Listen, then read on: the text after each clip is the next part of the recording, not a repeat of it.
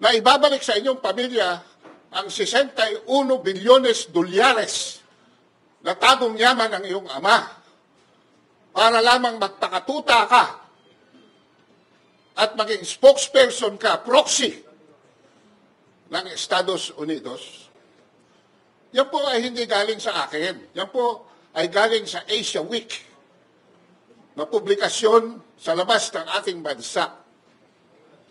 Pangalawa, umaasa kayo sa ironclad commitment ng isang may Alzheimer na yata.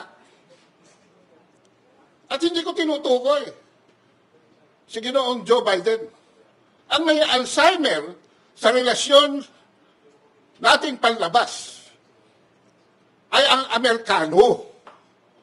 Nasaan sila nung kulin sa atin ng Vietnam ang Pugadlawin? Nasaan sila nung kulin kay Fidel Ramos ang Mistice Brief? Nasaan sila nung kunin kay Noynoy Aquino ang Scarborough Shoal? Nasaan sila mula 2013 hanggang 2018 nung nagtatayo ang China ng mga isla dyan sa South China Sea? Wala sila.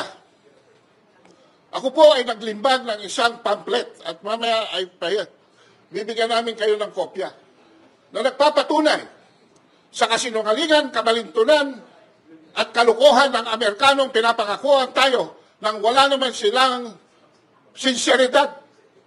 Ni wala sila sa legalidad ng sarili nilang bansa at sarili nilang foreign policy.